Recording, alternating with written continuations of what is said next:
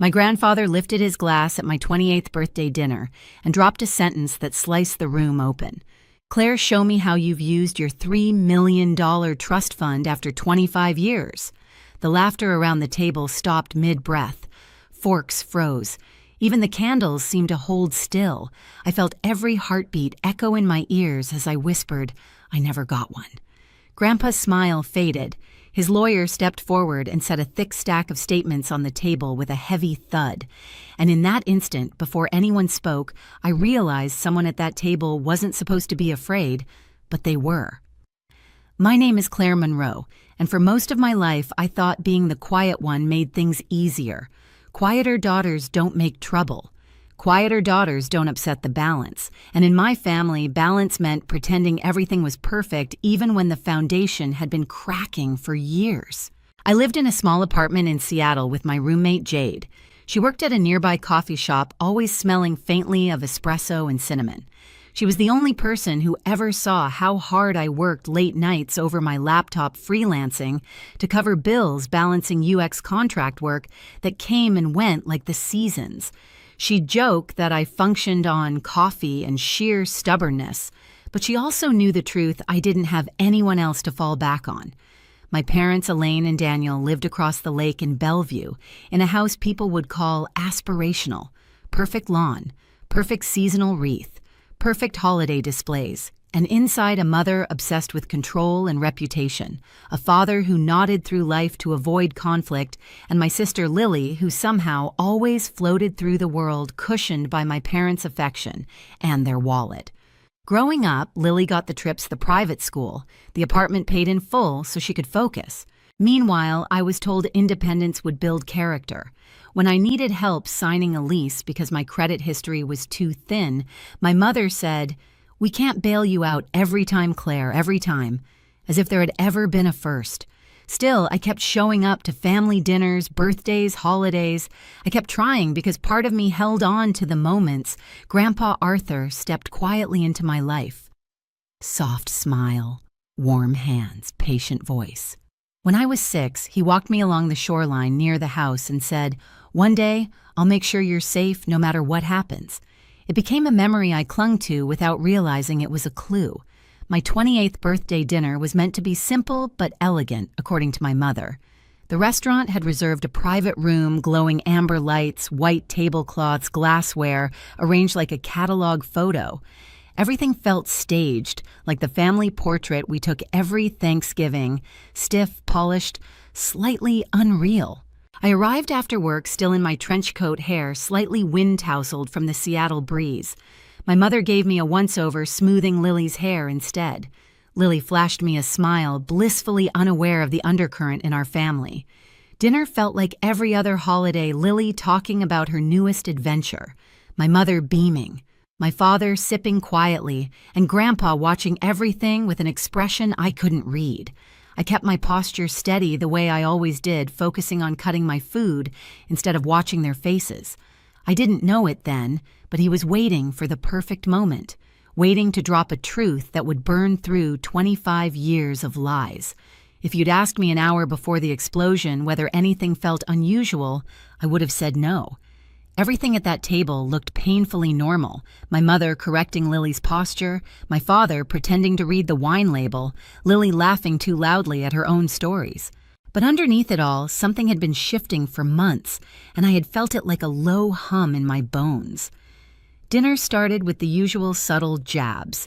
Elaine commented on how resourceful I'd become in that tone she used when she wanted everyone to know she believed my life was a result of poor choices, not circumstance.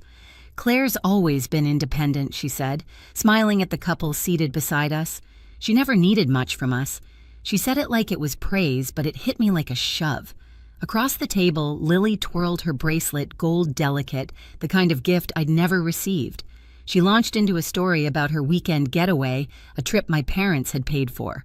My father chuckled, adding, "She deserves it after working so hard." I blinked. Lily had been taking a break from school for months. I pushed my fork around my plate, reminding myself to breathe. But the flashbacks clawed up anyway. The time my car broke down on the highway and I begged my mother for help because I needed it to get to work the next morning. "You're an adult," she'd said flatly. "Figure it out." I spent that night calling emergency tow services, maxing out a credit card I was still paying off. The semester in college when I couldn't afford textbooks, and asked if they could help with even a portion. "We can't keep bailing you out," she'd said. "It's not fair to Lily." Meanwhile, Lily's high school trip to Europe had been paid in full before she even packed a bag. Sitting at that birthday table, those memories didn't just resurface, they stitched themselves into a pattern I'd ignored for too long. Grandpa watched me quietly while the others chatted. He had always known when something was wrong, even when I tried to hide it. When the server refilled our glasses and the room grew a shade quieter, he lifted his wine. And then it happened. "Claire," he said gently, "why don't you tell everyone how you've used your $3 million trust fund after 25 years? The reaction was instant. Laughter, sharp, surprise, loud. Lily giggled, assuming it was some kind of joke. My mother's face flickered from confusion to panic to a stiff smile she pasted on like makeup. My father lowered his glass so fast it clinked against the table. I felt cold. Not the kind of cold that makes you shiver, the kind that hollows you out from the inside. "What trust fund?" I asked. Grandpa's smile faltered. "The one I set up for you when you were 3. My throat tightened, but my voice came out as barely a whisper. "I never got one." Silence crushed the room. Lily's smile fell apart. My father's jaw clenched. My mother stared at me like I'd spoken another language. In that suspended moment, I realized the truth wasn't just missing. Someone had taken it. The dinner didn't end, it simply cracked apart. One moment, everyone was frozen in their seats. The next chairs scraped, voices tangled, and the room felt too small to hold the lies spilling into the air. My mother was the first to recover. Her smile snapped back into place so fast it looked painful. "Dad," she said to Grandpa, her tone sugary and sharp, "I'm sure Claire misunderstood. She's always been distracted. You know how she is. Distracted." As if I had imagined 28 years of struggling alone. My father cleared his throat, eyes glued to his plate. Lily blinked repeatedly, trying to piece together a puzzle she never even knew existed. Grandpa didn't look at any of them. He looked only at me. "Claire," he said quietly, "meet me tomorrow morning. My office. 10 o'clock. It wasn't a question. And that terrified all of us. I walked out of the restaurant before anyone could stop me. The cold Bellevue air hit my chest like a fist, but I kept walking down the sidewalk, past the glowing windows, past families laughing and celebrating. I didn't cry. I didn't scream. I just kept replaying the same sentence over and over, the one I whispered like a confession I never got one. By the time I reached my car, my hands were shaking. My phone buzzed Jade. "How was dinner?" she asked. I opened my mouth and nothing came out. Silence told her everything. "Come home," she murmured. "Whatever happened, we'll sort it out." But deep down, I already knew. This wasn't something I could sort out. This was something that had been carefully hidden, meticulously buried. The next morning, I took the early bus into downtown Seattle. The city was still waking up, fog hugging the sidewalks, streetlights flickering out one by one. Grandpa's office was on one of the upper floors of a glass tower, quiet and warm, smelling faintly of cedar and old books. He was waiting for me in a leather chair, a folder resting on his knee. His expression wasn't angry. It was worse, disappointed. "I set up a trust fund for you when you were 3, he said. $3 million, meant to keep you safe, give you choices, free you from hardship." He paused. "You should have had access the moment you turned 18. My heart dropped. 18. I had spent that birthday working a shift at a grocery store. Why didn't I know about it? My voice cracked. Why didn't they tell me Grandpa handed me the folder? Inside was a preliminary audit, lines of withdrawals, transfers, payments, bills. Most recurring, many suspicious, all signed off by the same 2 names, Elaine Monroe, Daniel Monroe. My parents hadn't just hidden my trust fund, they had used it. For 25 years, mortgage payments, home upgrades, Lily's tuition, Lily's apartment, vacations, car expenses, luxury purchases, everything that had always been too expensive for me. I felt a burn rise behind my ribs, anger, grief, Humiliation, realization twisting together in one violent knot. Every time I had worked 2 jobs, every time I'd begged for help, every time I'd swallowed the feeling of being forgotten, it hadn't been fate, it had been theft. Grandpa leaned forward. Claire. He said, I hired a legal team. My lawyer Collins will run a full audit, but I need you to decide how far this goes. I stared at the pages, at the small, neat signatures of the 2 people who were supposed to protect me. I want everything I said, every record, every receipt, every dollar. I want the truth. Grandpa nodded once, slow and firm. Then we'll ask them to come in for a meeting. I want to be there, I said. You will, he promised. And for the first time in my life, I wasn't the quiet daughter or the forgotten one. I was the one walking toward the fire, and this time I wasn't the one who'd get burned. The meeting was scheduled for a Thursday afternoon, the kind of cold Seattle day where the sky looked like brushed steel, and the air felt heavy enough to press into your lungs. Grandpa insisted it take place in a private conference room inside his building neutral territory, he said. But the truth was he wanted every second of what was about to happen to be documented, witnessed, and impossible for anyone to escape. I arrived early. My palms were sweating despite the chill, but my steps were steady. Jade had hugged me before I left the apartment, telling me I looked like someone stepping into a courtroom and a rebirth at the same time. I wasn't sure what that meant until I saw my reflection in the elevator glass.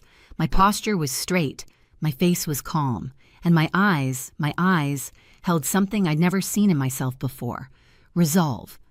When the elevator doors opened, Colin stood waiting. Grandpa's lawyer looked exactly as he had the first time I met him. Tidy gray hair, tailored suit, and a stack of documents cradled under one arm like a quiet threat. He nodded as if he had already evaluated my emotional state and deemed it stable enough for what was ahead. They're on their way, he said. I didn't ask who they meant. We both knew. Inside the conference room, Grandpa sat at the head of a long wooden table. His face was unreadable, but the tension in his jaw told me he'd barely slept. When he saw me, his expression softened just a fraction, but it was enough. He reached for my hand, squeezed it once, then released. You're not alone today, he said. The door swung open. My parents entered first. Elaine walked quickly, shoulders stiff, face arranged in that familiar mask she used whenever she needed to appear blameless. Daniel followed, quieter eyes darting around the room as if looking for an exit. Lily came behind them, clutching her purse, her expression a confusing blend of worry and disbelief. She had been told there was a family issue that needed clarifying. No one had told her she was part of the issue. Dad Elaine began sharply, I don't know what this is about, but dragging us into some formal. Grandpa held up a hand. Sit. It wasn't loud. It didn't have to be. They sat. Collins closed the door behind them, walked to the center of the room, and placed a thick stack of statements onto the table. The sound, a deep, unforgiving thud, seemed to echo off the walls. Lily flinched. My father swallowed hard. Elaine's eyes widened. Those are your signatures, Collins finished. Over 25 years' worth of withdrawals, transfers, and payments drawn from the trust fund intended solely for Clare Monroe. The room went silent. Then Collins began reading. Year 1, mortgage payments. Year 2, home repairs, kitchen remodel. He flipped a page. Tuition payments, not for Clare. Car expenses, travel expenses, credit card balances, apartment rent for Lily Monroe. With every word, something inside me unfurled. It wasn't joy. It wasn't even anger anymore. It was clarity. The kind of clarity you only get when you finally see a picture in full light instead of the shadows you'd been shown. My mother's face drained of color. This is being taken out of context. Collins didn't blink. The context is financial abuse of a beneficiary. The audit is complete. I stared at her, at the woman who had spent my entire childhood telling people I was too sensitive. She wasn't speaking to me. She was fighting for her image. My father finally spoke, voice thin. We used the money for the family. It wasn't personal. My laugh came out before I could stop it. Not personal. My hands trembled, but my voice stayed low, controlled.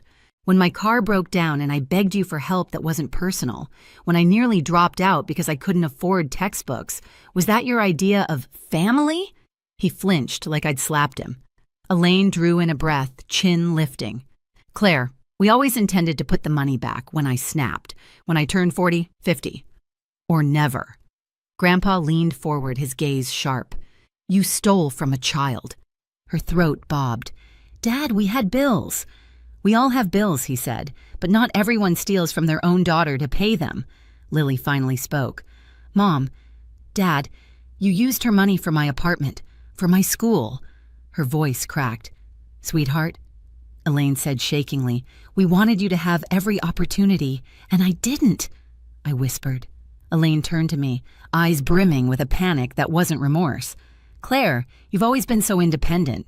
You never asked for much. I leaned in. I didn't ask because you told me I couldn't.